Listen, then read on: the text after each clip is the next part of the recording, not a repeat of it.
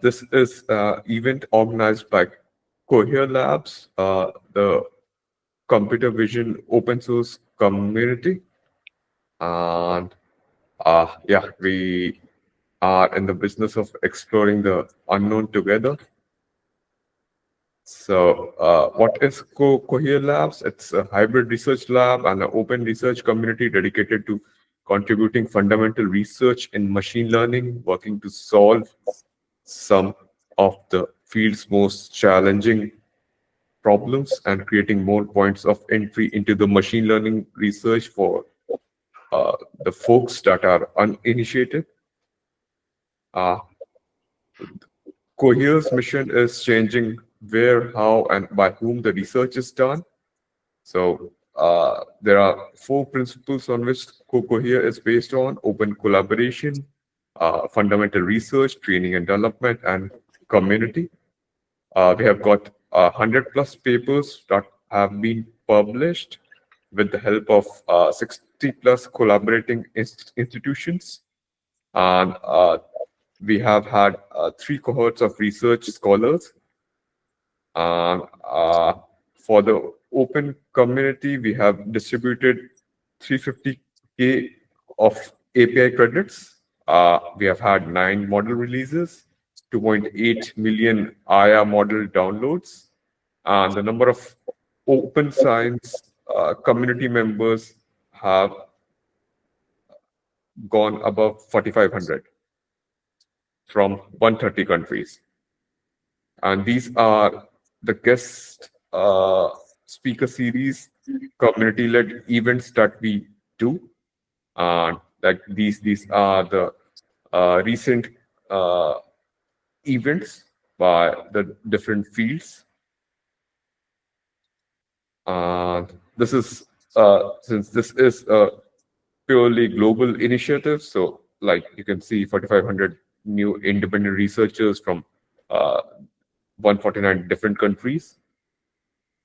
Plus the Cohere Labs open science community has 17 active programs across subfields and regions. That the 12 subfield groups include ML maths, ML agents, ML efficiency, NLP, ML math, ML theory, retrieval and research, RL, safety, vision, ML understanding, multimodal, and a couple of regional groups, Asia and Africa, with the 3 professional groups, ML industry, research connections, and birds.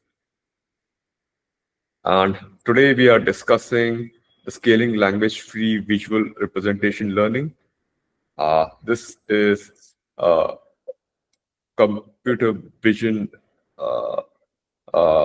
self-supervised learning research that has been headed by multiple folks, but two of the major folks here are David and Peter. David is the senior research engineer with Meta Fundamental AI Research in New York, and he works with the JEPA team on the self-supervised representation learning from video as well as native multimodal models. Before Meta, David worked as an applied scientist at Amazon Prime Video and earned his bachelor's in computer science from Princeton University under the supervision of Professor Jia Deng.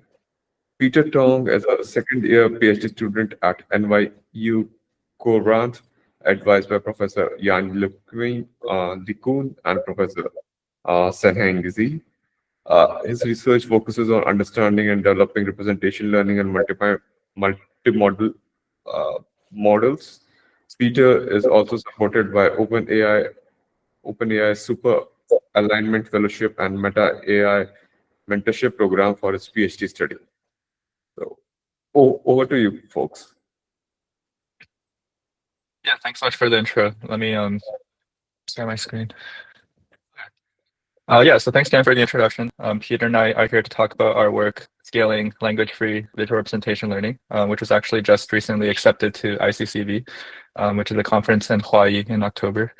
Mayank already introduced us, but Peter and I are based in New York. I work full-time as a research engineer with Meta, and my research is in representation learning from video as well as multimodal models. Peter is currently a PhD student at NYU.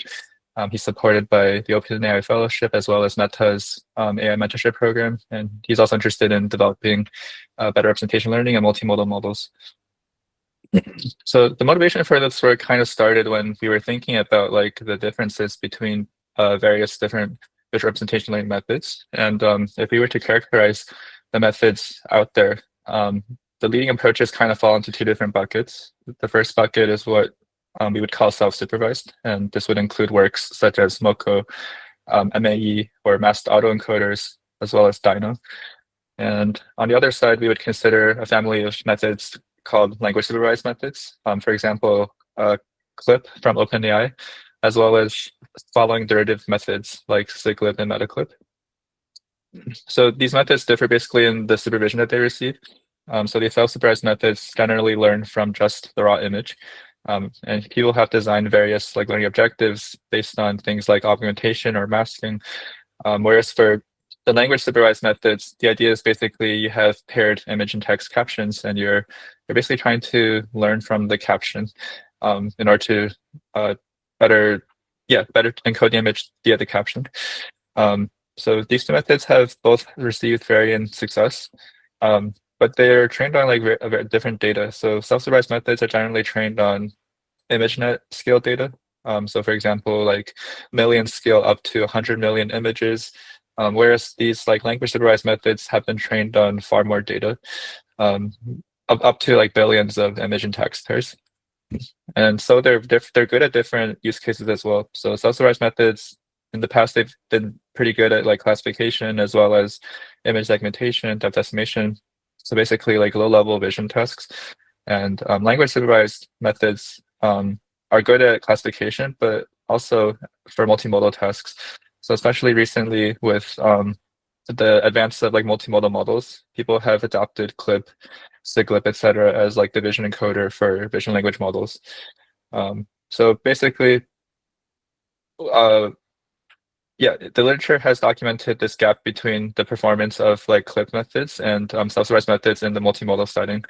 The blue line here is showing the performance of CLIP on a variety of like visual question answering benchmarks, whereas the red line here is kind of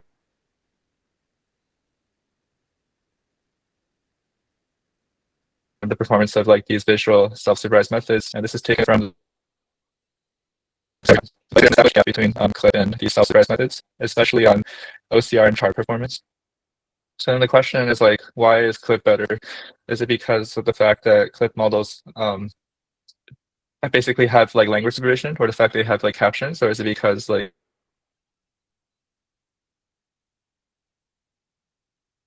there's other so basically that's the motivation for the work, and in this work we basically try to quote unquote modernize self-supervised learning via three different axes. The first is we basically try to modernize the data that's used to train these self-supervised methods. So instead of using conventional data sets like ImageNet, we basically upscale data that's used to train a lot of these like CLIP models. And specifically, we're leveraging the MetaCLIP dataset, which is like an open source image text caption dataset that's often used to train CLIP models. And yeah, the other axis is also scaling the model parameters. So in the past, a lot of the self-supervised models were under 1 billion parameters.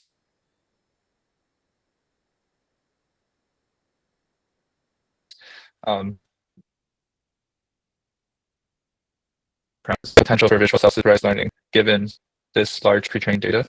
So we also scale along the model axis. And finally, we also want to modernize like the evaluation process. So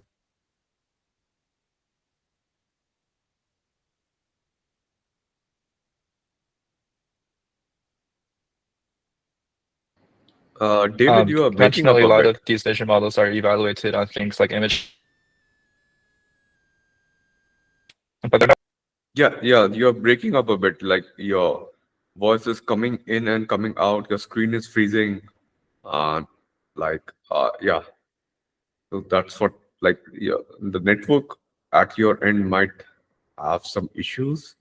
I don't know.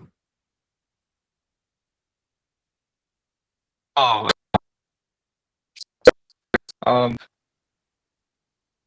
Peter, do you want to maybe share a screen, and then I'll just rejoin? Oh, yeah, sure. No problem. Let me just share mine instead.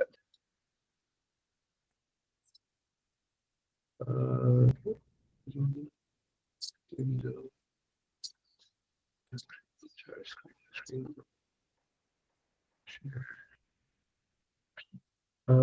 you guys see my screen instead?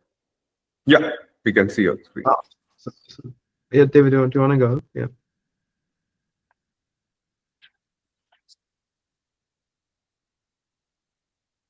Yes, sorry, I'm rejoining. Yep. David, could you turn off your video so as to save your bandwidth? I think so. There might be some bandwidth issues at your end.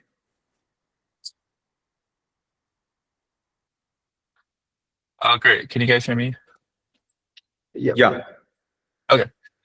Yeah. So as I was saying, we also want to modernize the evaluation methods that are used to evaluate these visual SSL methods. So in the past, a lot of these methods were evaluated primarily using image classification and segmentation, but not so much with more recent like multimodal type of tasks like question answering. So here, basically, we're just saying that visual question answering can be a very good complementary set of benchmarks to evaluate on, in addition to the traditional classification and segmentation benchmarks, which are, in our opinion, a little bit overfitted too. So here we'll evaluate on both these types of benchmarks.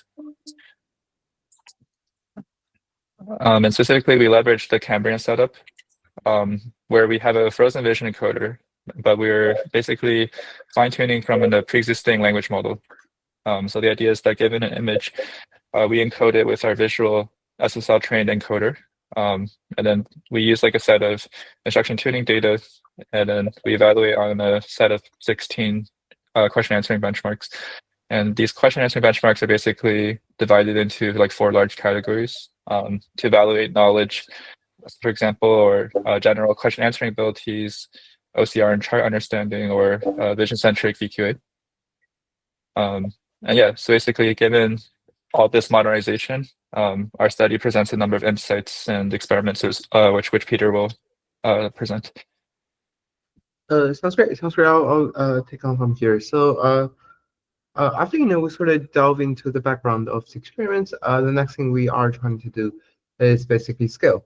Is try to see what happens if we scale up data, scale up model, and scale up the evaluation protocols. So the first part is scaling up model and scaling up data, which the first part, when we scale up the model, we take the data MC2B as our data sets, which are 2 billion image text pairs, but instead we only use the images when we train the self-supervised model. For the model sizes, we scale from VIT 1 billion to VIT 2 billion, 3 billion, all the way up to VIT 7 billion, which are sort of pretty new in the community. So when we actually design the architecture for the VIT 3 billion, 5 billion, 7 billion, which are some of the doesn't exist variants of VIT, we sort of leverage the insights from large language model scaling to design the architecture here. And the method we use to scale up the model is DynoV2, and for the baseline here we use CLIP, because we try to actually have an apples-to-apples comparison between the Dyno model, or actually between the SSL model and the CLIP model. And finally, for evaluation, as we talked earlier, we use VQA as evaluation, and which breaks down to general knowledge, vision-centric, and the chart domains. So we sort of derive our results into the following chart. The x-axis here are the log scale of number of parameters from 1 billion to 7 billion, and the y-axis here are the model performances, which divide into average, general VQA, knowledge VQA, OCR chart, and vision-centric VQAs. So the blue lines here are the Dyno model, and the green lines here are the CLIP model. And the first thing we immediately notice is that the Web Dyno model scales almost log linearly with respect to model sizes. This is something that we sort of didn't see in computer vision before. That with the rise of model parameters, we do have almost log linear improvement with respect to model sizes on a particular benchmark. And we sort of see that under the same condition, the Web Dyno model scales better than the CLIP model. So when the model parameters are smaller, let's say 1, 2, 3, or 5 billion, um, there is still the significant gap between a CLIP model and a SSL model. But as the model parameter scales more and more and more, we eventually see the web SSL. We see the SSL methods scaling better than the CLIP model, but of course under the same training condition. And we see that the Web Dyno model continues to excel on vision-centric VQAs. So the gap initially is small, but as the number of parameters increase, the improvement is very, very sharp on the very vision-centric ones, which sort of give us a reason on why we probably wanted to prefer or use these SSL models, because after all, it's a vision model. It excels at the vision-centric stuff, like depth-related VQA, relative distance VQA, etc., and counting stuff. And finally, we see the gap on OCR chart is closing. This is the part that really started puzzling us. That traditionally we know the OCR chart task requires a lot of text understanding, which we might assume the CLIP model to do very good at. But as the number of parameters increases, that even the model, this VIT 5 billion, 7 billion is trained without any clear text supervision, the performance on OCR chart is eventually closing down. And after understanding what happens if we scale model, we try to turn to the alternative, where we try to say, hey, what happens if we scale up the number of data in the experiments? So still using MC2B as our data pool, but instead we scale the number of parameters seen, where we change from 1 billion to 2 billion to 4 billion to eventually 8 billion samples seen. So when we have more data, more data, more than 2 billion data, what happens is that we are basically increasing the number of training epochs for here. So 4 billion data, which means we will be training 2 epochs. 8 billion means we'll be training 4 epochs. And in the experiment here, we directly go to VIT 7 billion as our baseline, and still we're using the Dyno V2 and CLIP models and using VQA as evaluation here. So we summarize our results into this chart, where this time the x-axis will mean the number of training data in log scale, and the y-axis still means the performance accuracy, which has average VQA and the breakdown of 4 different categories. And the blue lines here are Dyno model, the green lines here are the CLIP model, and sort of see this the model still improves with respect to more data seen. If we go from 1 billion, obviously the model is going to be undertrained, especially for 7 billion, such a large model. But as we train for longer and longer and longer, the performance keeps getting pushed up. And we see that SSL models consistently outperform the CLIP models. So what it means here is that the blue lines here across this whole table has been, leading or performing better than the CLIP models, which are the green lines. You see that the SSL models remain to be a better visual model. So the green line, the blue lines here are consistently higher than the green ones, which means the Dyno variant has been performing better than the CLIP ones across the table.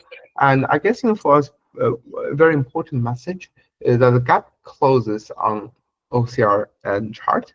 So in here we see that even without any language supervision, the performance gap between the CLIP model and the Dyno model eventually closes when we have sufficiently enough of data and sufficiently enough of model sizes.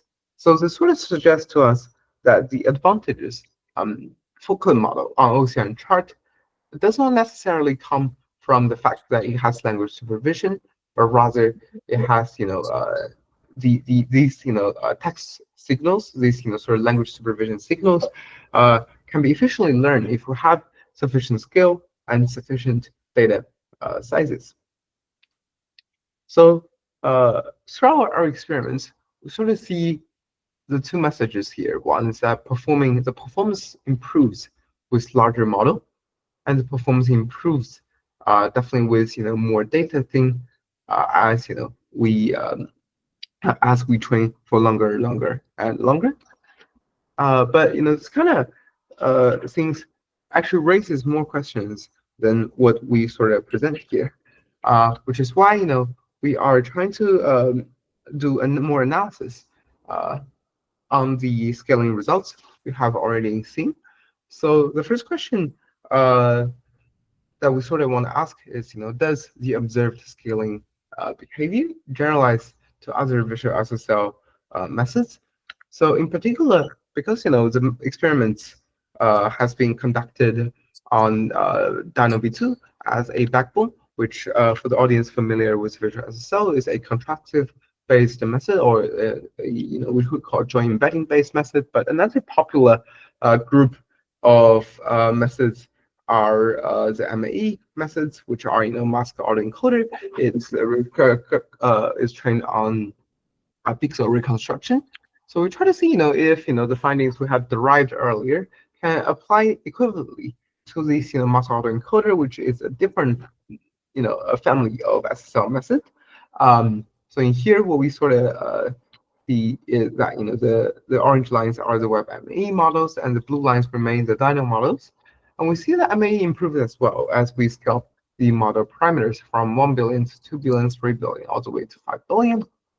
And yet, we see that the different SSL methods will learn very different features.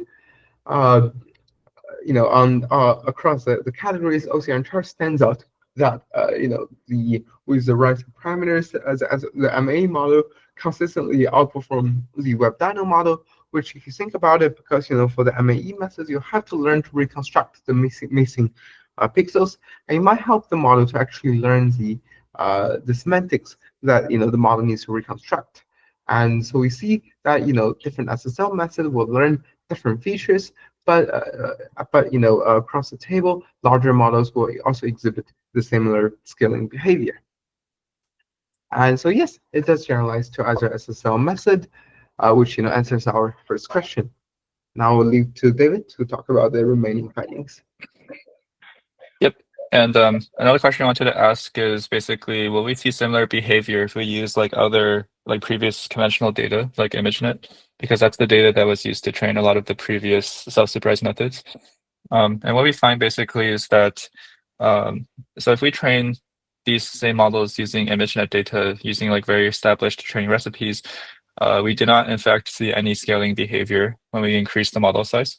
So here in red is basically the performance when we pre-train on ImageNet. The blue is basically the results that Peter previously showed when training on MetaCLIP data.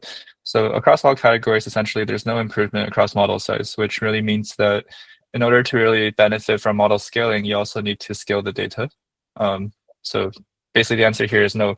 You can't just scale the model size and leverage previous data. You also need to think very carefully about what data you're training on. And I guess the next question we wanted to ask is, so how do these scaled vision encoders perform on classic vision tasks? So previously, Peter described the performance when we were evaluating a multimodal question answering settings. But then what about the previous image classification or image segmentation type of tasks? So here we basically take the pre-trained encoder, we freeze it, and then we basically train a probe for different tasks. So we leverage basically 3 very popular data sets. For image classification, we just use ImageNet 1K. For image segmentation, we use ADE 20K. And then for depth estimation, we leverage the NYU depth dataset. And we evaluate in a few different settings, which are basically borrowed from the Dyno paper. But essentially, linear just means that we train a linear layer on top of the backbone features to do the task. And then for segmentation and depth, we can also optionally take features from other parts of the network. So not just the last layer. But the idea here is really the same. It's just how does it perform on these different classification, segmentation, and depth tasks. So the blue circles are basically the performance of our web SSL model. And then as a baseline, we have the Dyno model from Hugging Face, which is the dotted green line. And then we also have the MetaCLIP model from Hugging Face, which is the dotted orange line. And we see that basically compared to MetaCLIP, our model is significantly better at segmentation and depth estimation. and it's almost as good as the off-shelf Dino model. And this is promising because actually the off-shelf Dino model is trained on data which is actually curated for the purpose of these tasks. So whereas like the original Dino model was trained specifically to perform these tasks, in our case we are training on a much more general set of data. And even though we're not optimizing specifically for good performance here, we still manage to achieve good performance. So the takeaway here is that we don't have to sacrifice our performance on these like classic vision tasks in order to achieve good multimodal performance. And we don't need to necessarily optimize the data to fit whatever downstream task we want to achieve. And so the next question is basically, we observed that like when we train these models on web scale data, that they actually manage to significantly improve the OCR and chart performance. So then the question is why? So when we dove into this question, basically, what we thought is that, so if we compare, for example, images on the internet to images contained in conventional data sets like ImageNet, one difference that stands out is the fact that web scale images actually already contain some degree of text. Like, for example, a lot of images these days, they have captions inside the image, or they might have like words on signs. Whereas images in, let's say, ImageNet are pretty object-centric. And so just by visual inspection, we basically ran this little experiment where we apply an off-shelf vision language model with a prompt to filter out images that contain text. And what we end up with is basically like two subsets. On the left is basically the raw pool of images from MetaCLIP. Then the center is what we call like a light filter. So basically half the images remain after we applied this prompt.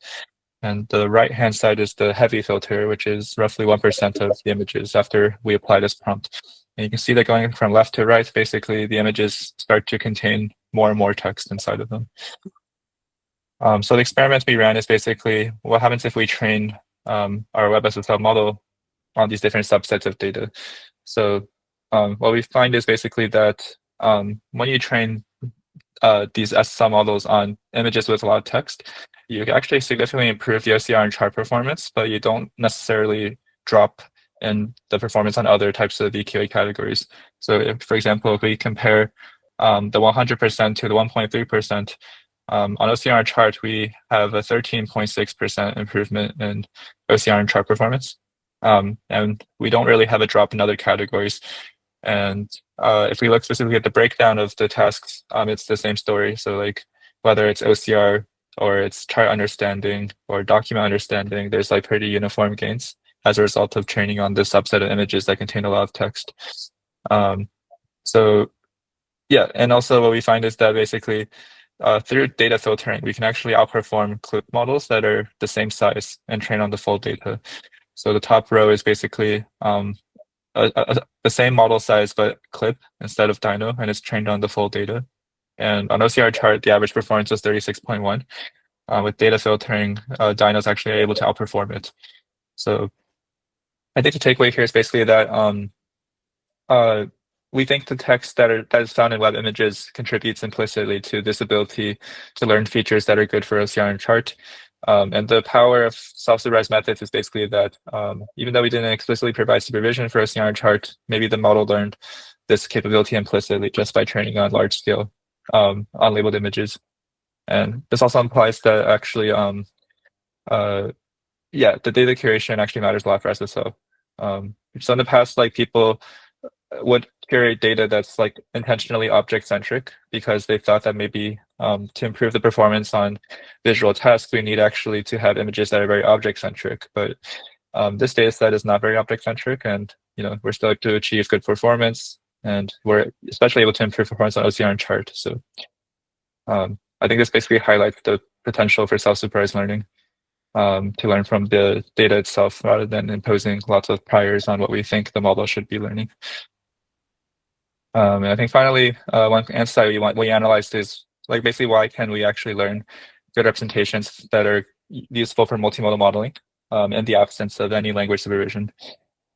So to analyze this question, we basically we borrowed basically this popular position paper from MIT. It's called the Platonic Representation Hypothesis. basically what this hypothesis says is that basically different models will basically learn a feature space that are increasingly aligned between different modalities as like the model size and data pool increases. And we measure basically this via a mutual k-nearest neighbors metric following the position paper. So the experimental setup is basically given an off-shelf pre-trained language model and given our vision encoder, we basically will compute the mutual k-nearest neighbors in a retrieval setup. So basically taking 1,000 or so samples from this Wikitext dataset, which is image and text pairs, we'll extract the embedding from the vision model as well as the language model. And then for each image and text query, we'll compute the overlap in the k-nearest neighbors. So for example, if two nearest neighbors overlap, then the alignment score will be 20%. And what we basically plot is the average alignment score across all the samples. And when we basically plot this for different model sizes and different types of data, we see a very noticeable trend. So first of all, what we see is when we go from the off-shelf Dino model, which is like the left side of this curve, to the green curve, there's a very substantial improvement in the alignment, and this is purely just from data. So without scaling the model and just purely scaling the data, we see a very noticeable increase in the intrinsic alignment between the vision encoder and the language model. And as we continue to increase the model size, we have a subtle improvement in the alignment going from 1 billion to 7 billion parameters, which is like this green portion of the curve. And then once we train on more data, so basically for the 7 billion model, if we upgrade the data from 2 billion to 8 billion samples, we then get another substantial boost in the alignment. So this basically means that model size contributes somewhat to this intrinsic alignment, but data actually contributes a lot, both the data diversity as well as the number of total training samples. And as a reminder, here we're just taking the models without any post-training. So this is just the off-shelf language model, the off-shelf vision encoder.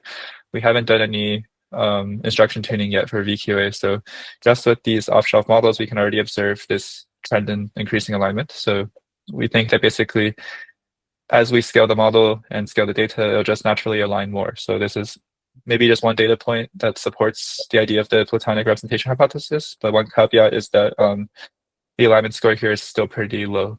As you can tell, it's like 0.18 or so for our best model. So it's not as if like these vision and language models are just totally learning the same representation, but it's just that we see that there's like this trend where naturally the representation seems to align a bit more. But we think there's still a lot of work to do here to better understand this phenomenon. Cool. So yeah, those were like the findings. And then yeah, I guess I'll quickly talk about the state of the art results. So basically here, we compare our WebSSL model to other off-shelf vision encoders to better contextualize the performance in like a state of the art setting. So here, the comparisons are no longer really apples to apples because these models are trained on different data, a lot of which we don't have access to. But the intention here is basically to contextualize the performance. So first of all, what we see is that if we compare our SSL model to language-supervised models like CLIP, we can actually achieve pretty competitive performance.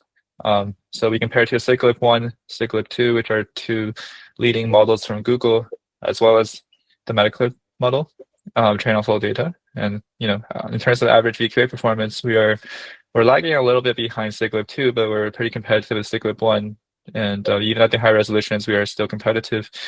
So yeah, basically it means that just by training on this larger data, we can achieve competitive performance with these off-shelf models. Secondarily, if we look at the classic vision performance, we're actually quite better than a lot of the off-shelf CLIP models.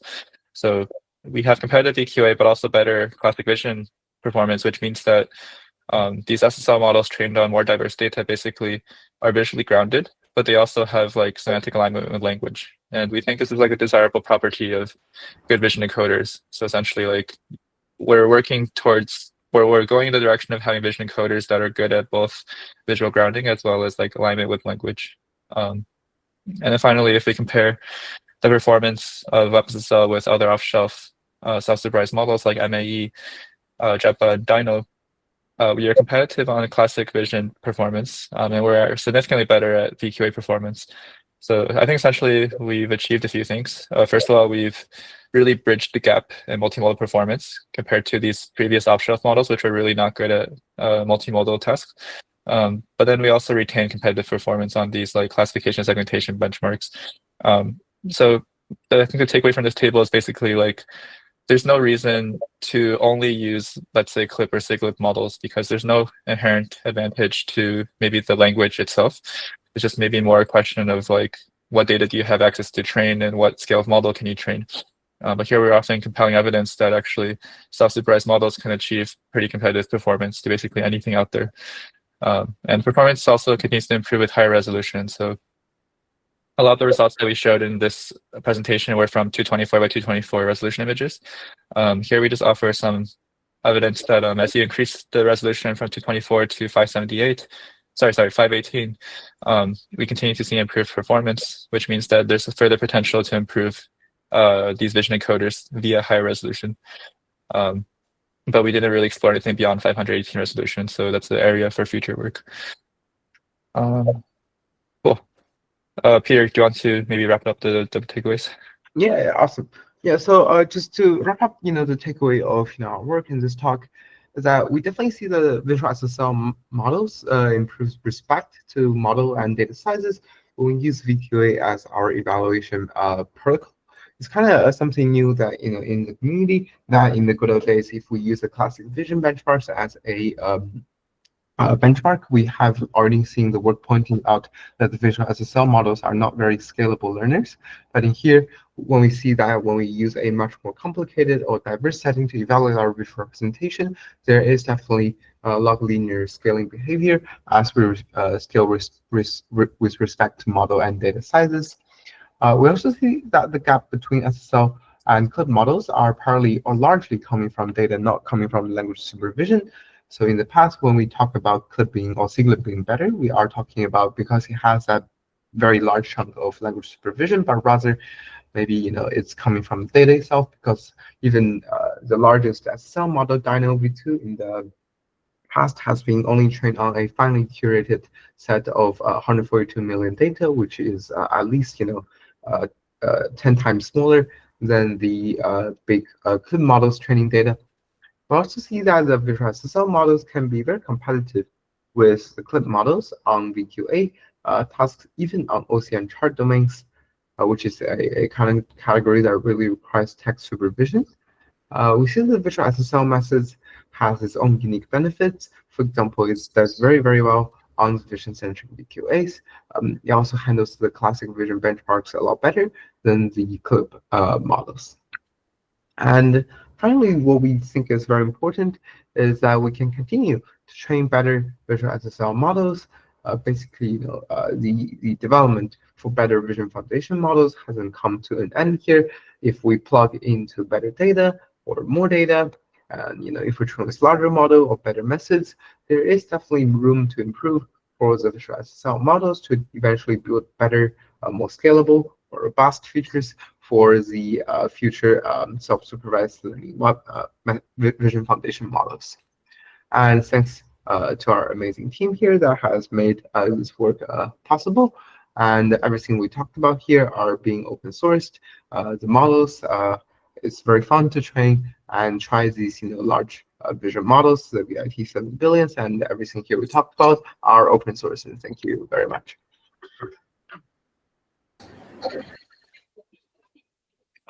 Thank you, Peter and David, for your excellent presentation. Yep. Now we will jump into some Q&As. So Moti Gupta asks why vision-centric VQA and knowledge VQA have deteriorating behavior or plateauing with data scaling. Yeah, excellent question. So I guess now I'll start with knowledge VQAs because it's somewhat easy to understand. So the knowledge VQAs are benchmarks like MMMU, Mass Vista, which the question basically is asking the model to answer a math question or science question, and with the question being screenshotted, or a part of the question being screenshotted for the model to answer. So for this kind of questions, as the previous work like Cambrian or some other work have shown, is that it relies more on the wellness of the LLM backbone rather than the wellness of the vision encoder. So the vision encoder is there only to be a perception provider, but the LLM handles most of the reasoning task. So for this kind of task, when we actually improve the vision encoder, the performance gain sort of plateau, because once your vision encoder becomes good to an extent, it provides enough information, then the performance is basically determined on your large language model. And yeah, and for the vision-centric VQAs, it will be a kind of different story. If we take a look at the table here, that on this table it has improvement behavior, and on this table here, we sort of see that the model sort of plateau as the number of samples seen. It is partly also because for the vision-centric task, ask things like who's on the left of what, who's on the right of what. And for it's a we believe to be a set of very visually challenging tasks, and we believe also as the vision models provide enough detail or enough whatever information to the large language model, then it's left to the large language model to choose to say, hey, what's the correct answer here. But unlike questions like OCR chart, where the performance is very, very determined on your on basically how much of the text information has been provided by the vision model. So there is a more clear scaling trend. I think the other thing is also that the total set of questions for vision-centric is actually a very small percentage. Just looking at the data pool, so there's also maybe a little bit of variance that's involved here. But yeah, I think primarily what Peter said. I think Monty has a second question, right?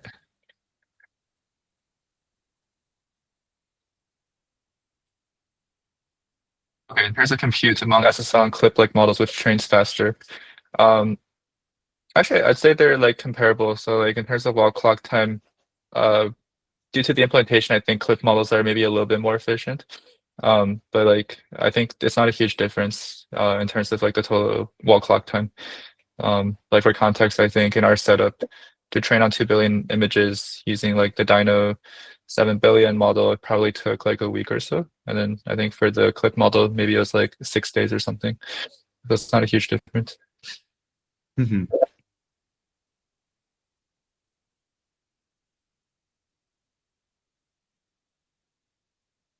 Any more questions from the community? I think there's some questions in the chat. Get a chance to read it. Maybe.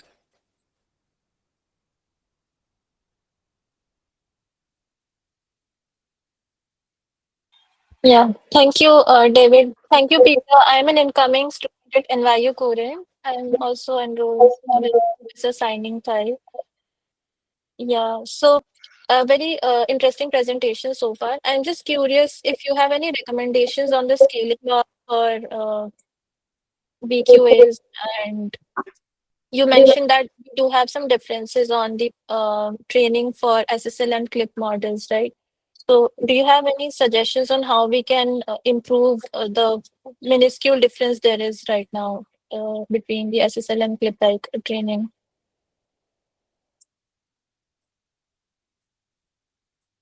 Peter, you want to take this one? Oh yeah, sure. So in terms of improving the SSL and CLIP training, so I think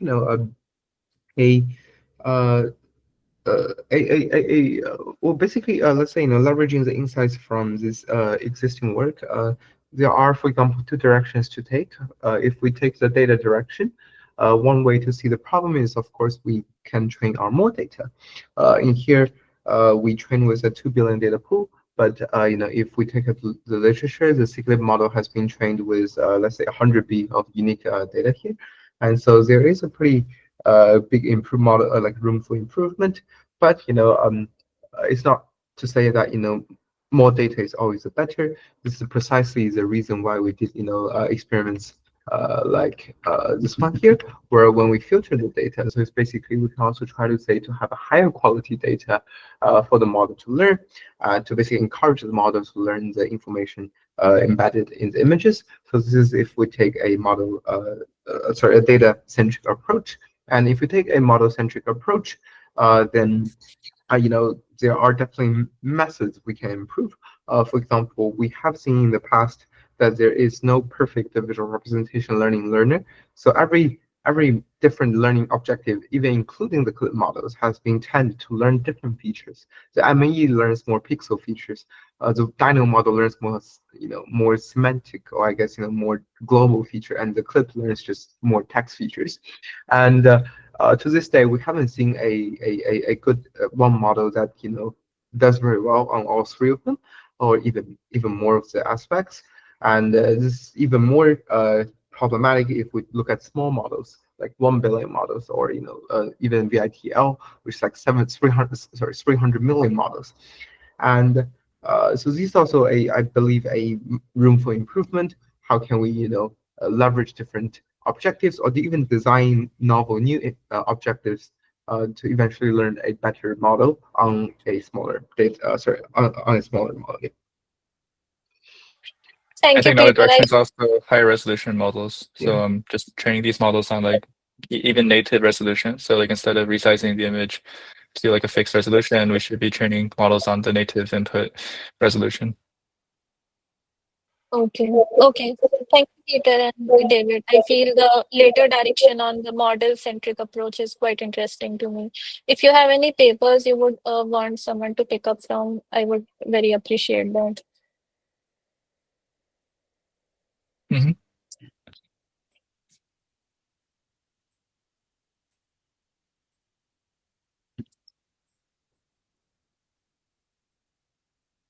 Especially on the direction, David, you mentioned the training on the native resolution. Do you know any libraries we could leverage for that, or is it a work in the progress? Yeah, I can send a few papers in the group chat. One paper that comes to mind is like the Naflex paper from Google. I'll Okay, just send a few links. sure. Thank you. If you can send here, I think that will be helpful. Otherwise, I can also connect with you offline on Twitter, because this group chat will most likely disappear later. Okay, Mhm. thank you. Mhm.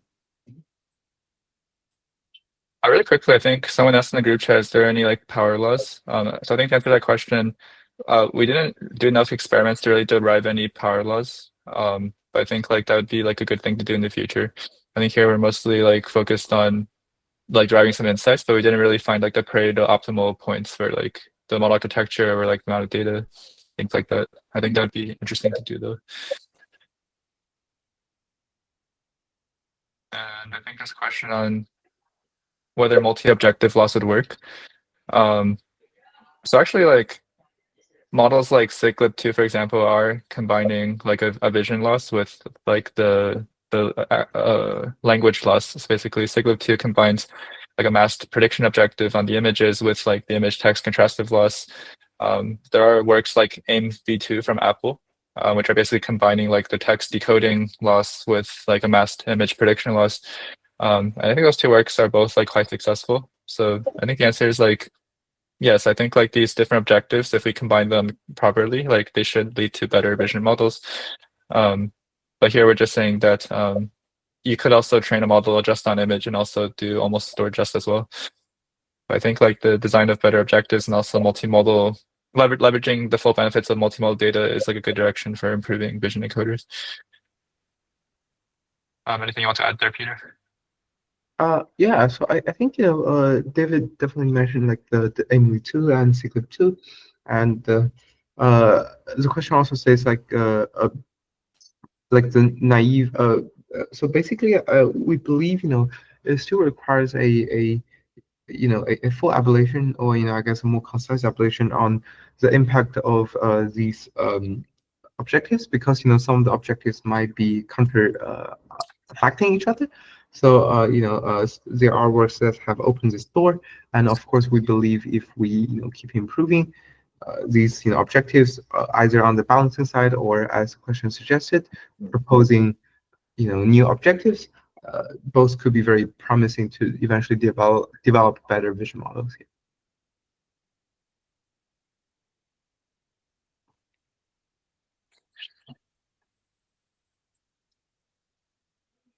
I have a quick question about just kind of generally the broader research direction. So this, I just want to understand how this worked. I know David, you worked on VJEPA 2. Like, how does this sort of fit in the trajectory of the rest of the work that Meta is doing, the FAIR group is doing, as it pertains to world modeling? I know you can probably only share so much, but I'm curious sort of where you guys see the specific research questions leading to like I don't know, what concrete things you guys are working toward. Yeah, that's a really, really good question. So I guess firstly, our team, at least the VJEPA team, is like really focused on self-supervised learning from video. And we believe that basically by learning to observe from videos, we can learn general visual features that are good for a wide variety of tasks. And most recently, I guess like we had a demonstration for like robotics. So I guess like the general direction is to kind of continue learning from video and then showing the improvements on different types of tasks, but including robotics. I think the way this work relates is basically like, so in the past, I think like people were kind of debating like do we need like self-supervised learning? As in like, why don't we just collect like a very large corpus of images and text or like video and text? And so like this work, we're basically just saying that like you could do that, but you could also just like train on lots of raw images or lots of raw video. And the power of that is basically just the general benefits of self-supervised learning, which is that you don't need annotations, you don't need to do like super careful data curation. But this was kind of more like a side project, not like the focus of the team. Peter and I mostly did this project because we were really wanting to understand what is like the contribution of data to like these different types of vision encoders, whether it's like CLIP or Dino. But in terms of the team's future directions, I think we're continuing to invest in like self-supervised learning from video and images. On the world modeling front, there's also some more specific things the team's working on, like for example, developing better planning, reasoning algorithms, producing like faster zero-shot generalization into like different robotics embodiments and environments. But I think the vision representation is very centric to all of this. It's like you can do all these things downstream, but you still need like a very strong visual representation. So we're hoping to basically just develop stronger visual representations in addition to all the existing work. Sweet. One follow-up question there too. So I'm sure you guys saw Genie 3 coming out out of Google. Is your intuition that they're doing something very similar under the hood for some of their world modeling approaches, that like non-contrastive SSL type approaches, or do you have any intuition behind if there's anything else going on there that I'm just curious if you guys have any insight, since you guys are so close to that world. Yeah, I think it's right. Go ahead, Peter. No, I just want to say, like, I would guess something very similar to the navigation world model that Amir has been doing, and I believe, of course, with Google, there are much more compute data and just support from the Google side of world, and I won't be surprised if if somebody scaled navigation world model and achieve something similar, which I think it's quite likely. Yeah. Yeah, I'll just add that I think one kind of unanswered question here is like what representation does like the world model learn? So I think like Genie is kind of focused on learning like this forward dynamics model, where it's like you have a input state, which is like an image or video. You give an action, you want to predict the next image or video, and it's very good at generating these like videos or images. But then like what is like the internal representation that's learned from the model? I feel like in some sense like representation learning and then this like generative aspect have not really been like well linked together.